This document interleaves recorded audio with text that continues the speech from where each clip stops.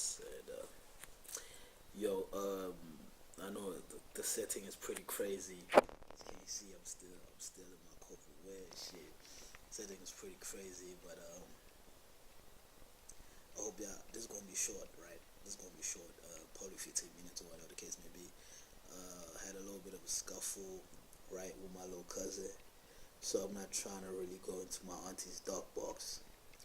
It's pretty lit, but anyway, I'm in the lounge in the fucking dark, and I'm just trying to shoot rap rhetoric right now. So this is kind of weird, but welcome to. I know like everybody that watches rap rhetoric will probably be pissed off, right? But I'm gonna try do it. I'm just gonna try do rap rhetoric. But anyway, welcome to Rap Rhetoric episode 5. With your boy Totem. It's been a long 2 weeks, long week and a half rather. I couldn't shoot episode 5 because like life is tough. Shit at work is hectic, and the long weekend was really demanding. I've got a social life regardless, so I had to do what I had to do, but I'm back, and obviously you guys been seeing what's been going on. So we're gonna talk about it. As I said, it's gonna be short. I just want to get this episode 5, out, and yeah. So welcome to Rap Rhetoric.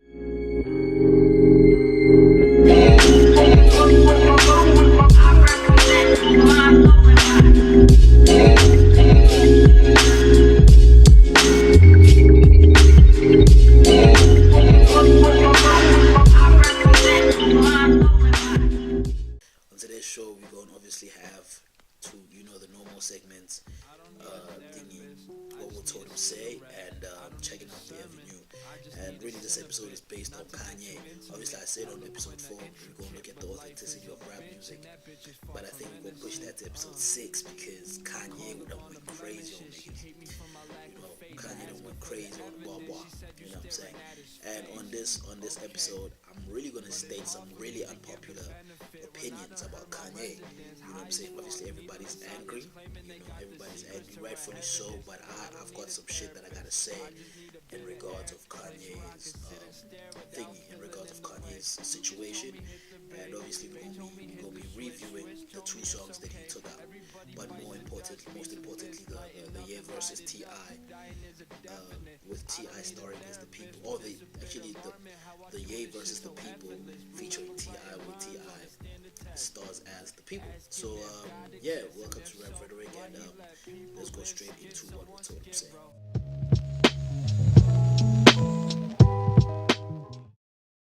So so basically, I think it was last week. Ye came back. Ye came back to Twitter after like a year and a half. I hate it, 2 years possibly. We know that Ye was admitted in hospital about a year and a half back. He had a mental breakdown and whatever. That depression, anxiety. All that crazy stuff that we go through on a daily basis. And we didn't hear of Ye ever since. On top of that, he released like a trash album from my perspective. I think the Life of Pablo was trash, real average, with dope songs there, but it was real average. But yeah, he released the real average album, and his wife got robbed in Paris and all of that. So my man's was really going through the most. On top of that, he had the same Pablo tour where he was going in 4 nights a week. So he was physically, emotionally, and mentally tired, and that resulted in the breakdown. So fast forward to now, Ye came back. Ye showed us some pictures of season 6, Yeezy. Ye tweeted some fire stuff, some real profile stuff. But on top of that, Ye said he likes Donald Trump, and it was very weird, right, for the hip hop community, because it's like, yo, how you liking Donald Trump when it's fuck Donald Trump? Like, YG took out a song that really encompasses the ethos of the black community when it comes to Donald Trump. So, anyway, Ye said he liked Donald Trump. He tweeted that he liked Donald Trump. Just to add fuel to the fire, he posted a photo of himself, Leo Cohen. For those who don't know, Leo Cohen is the guy in the middle on the picture. But Leo Cohen and some other white guy, and he was wearing the MAGA hat, which which the infamous MAGA hat, which Donald Trump made famous during his Make America Great Again campaign. And it was signed by Trump himself. So he was wearing a signed cap. And just, thirdly and lastly, he went on TMZ. He had a conversation with a couple of people there, and he basically said slavery was a choice. 4,000 years of slavery was a choice, which kind of drove everybody to like go crazy and really cancel Kanye, because whatever he was saying is very fucked up and dangerous. You know what I'm saying? Given the platform that he's on. You know what I'm saying? I mean, he's one of the most influential people in the world. I mean, he was on the Times Magazine 100 influential people in the world. So, you look at stuff like that and you start asking yourself what's going on with Ye. But from my perspective, and then before that, and before I come to my perspective, Ye released a song or two. He released a song where he was just literally like ad-libbing, and another one where he featured T.I. and it was really like him speaking from his perspective, and T.I. was speaking from his perspective and the perspective of the people at large. So he released those two tracks, and that's really what was going on with the whole Yeezy thing. I kind of have 5 reasons to think what Yeezy is doing or what Yeezy's going through is genius. Now, we know that Yeezy's crazy. We know that Yeezy's going through something right now, and you can see it when you watch the interviews. When you read the tweets, you can see that Yeezy's really going through something as we're looking at him. Like it's kind of like yo, like Yeezy's going through something, and you can see the changes in real life time. You know what I'm saying? Like as he tweets, or when you're watching the interview, you can see the thought processes happen as the interview commences. And I think what Yeezy's doing is genius, and I've got 5 reasons. First of all, I think y'all forgot that y'all really forgot that Yeezy wants to run for president. You know what I'm saying? And what better way to start your presidential campaign, right, than stirring some controversial message? Now, nobody's saying the message is right, everybody, we know that that message is dangerous, but at the end of the day, that message kind of creates a conversation about him around the presidential realm. You know what I'm saying? Now, it's good and well to convince a percentage or a couple of black Americans that you're going to run for president and we're going to vote for you, but we know that America is largely white, 1. And 2, we know that like the White House doesn't fuck with certain people. Now, Donald Trump made it into the White House using a cheat code. He spoke to the ethos of the white people, who are the majority. And I think what Kanye West is doing is that he's just trying to bring himself, his name, his celebrity within the realm, the presidential realm of the White House. He's trying to create that much rhetoric around himself, that those people are forced to even speak about it. I mean, no one can say nobody in the White House is not speaking about Kanye West after he said what he said.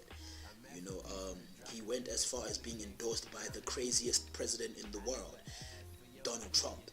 So already now, Kanye West is no longer a conversation, or is no longer like the subject of this conversation is no longer like, yo, Kanye West is just a rapper or whatever. Now he's just that guy now. You know what I'm saying?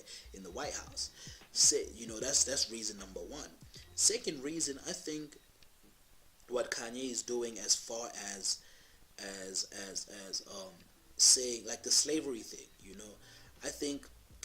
I really believe, and I could be wrong, y'all can comment, in the comment section below, but I really think the slavery thing was a stretch. It was an insult obviously to black people, but I think Kanye he has become a full-blown Kardashian, and as much as we hate them, right, they geniuses, they marketing geniuses.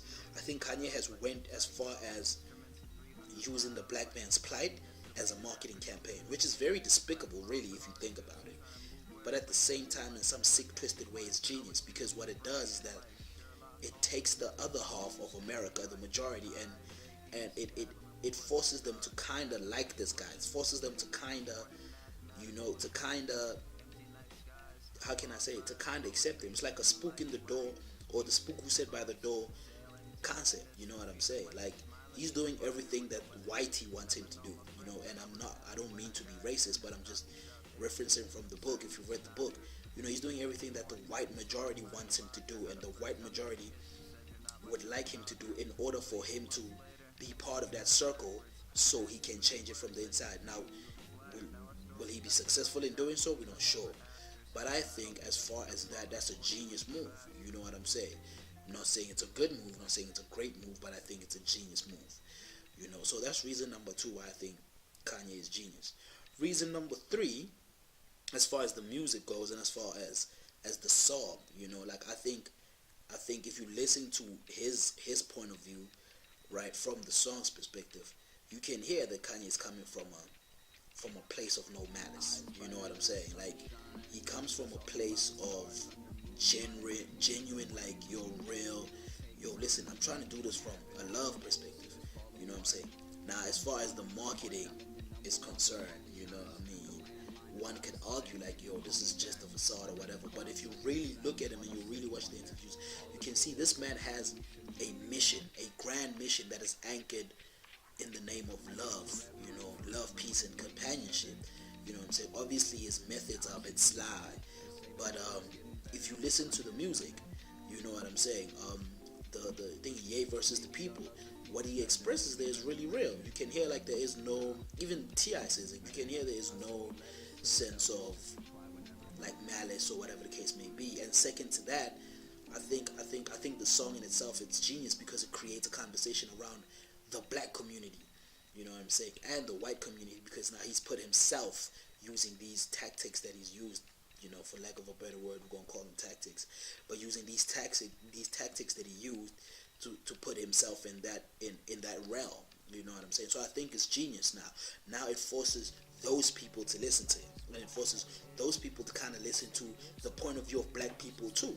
You know, this way T.I.'s verse come in, you know. So that's number three. Number four, I think the Scoopy-Doo-Boop song is genius because it's scat music. You know what I'm saying? Now for those who don't understand what scat, or who don't know what scat music is, or really scat is a type of, I don't want to say genre, right? But I'll say a technique that jazz and blues artists used to do using their voice as a percussion instrument. You know, like that's skibbity bop bip ba, you know, that type of stuff. If you really listen to that to that song, it's really scat, just on a hip hop beat.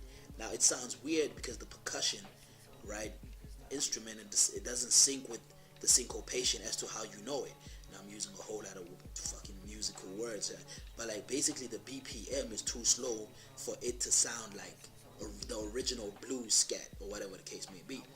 But I think it's just musical genius from Kanye's point, and we know that's how Kanye rolls. You know what I'm saying? He's a musical genius, and so forth. So I think, you know, that's my fourth reason. I think that song is very genius. And just lastly, man, I just feel like what he's doing is that he's shifting a paradigm.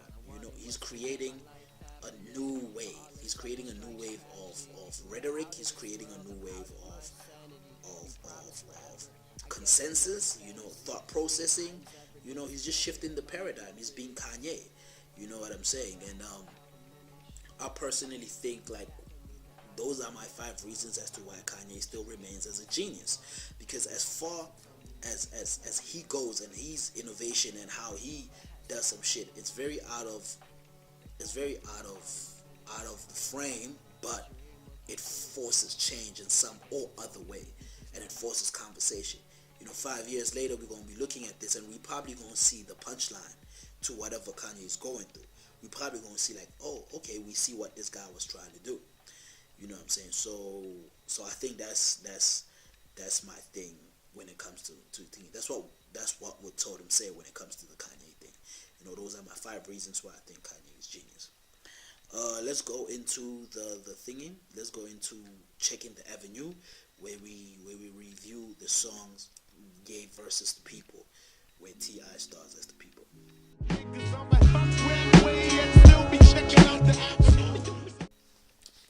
So Ye versus the people, right, where T.I. starts, you know, stars rather as the people. I think it's a great song. I think it's a beautiful song. I think the sampling. First of all, if we look at the samples, you know, the sampling that was used, man, like the technique rather, not even the song itself. I mean, the song itself, I didn't take time to pull it out and go check who he sampled, but the technique of the sample, how he did it, you know what I'm saying? The beat in itself is dope. You know what I'm saying? Classic Kanye choppings, the narrative is dope. I like the whole conversational, confrontational thing. To think that it's a freestyle according to what Ti said at the Breakfast Club. I think it's a great song. I can't fault Kanye for that one. I think it's a very instrumental song again when it comes to politics within the United States and his politics as a man. And just us looking at like there's this whole thing that a celebrity always needs to be right, and he comes out and is like, yo, listen, as much as I'm celebrating, I got this platform, I got my own ideas and opinions, and yes, I think yes, I kind of like I express them, in a huge platform where everybody can see and judge. But at the end of the day, I'm human, you know, I'm human, and I'll forever be human, and whatever I'm going through is just a human thing, So I think that's what the song represents, and I like the flip side of it because as much as he says that, Ti reminds him like, you are human, but don't forget that you are Kanye West and you have a responsibility, to these people that made you who you are. So you need to kind of be loyal to them as much as they loyal to you, and you need to be responsible. So I think it's a great song. I think the narrative, I think the verses are dope. The cadence of T.I.'s verse, I'm really in love with T.I.'s verse because of the cadence, the words that he chose to use, the way he chose to deliver it, So I give it like five flame emojis. I think the song is dope. I think the song is perfect. Five flame emojis. So yeah. Anyway, again, apologies for shooting Rap Rhetoric in the way that I'm shooting it. Episode 6 is gonna be back. Episode 6 is gonna be back in my room with the white background or whatever the case may be. But as you can see, I'm still in my corporate clothes, so I just felt like doing this thing real quick because y'all guys been waiting. I've been getting text messages from people like, yo, where's episode 5 pulling through? So yo, thank you for watching, and yeah, I'll catch you episode 6. Like, subscribe, follow me on Twitter at the Godly Totem, and yeah, thank you for watching Rap Rhetoric. Check you out next episode. Peace.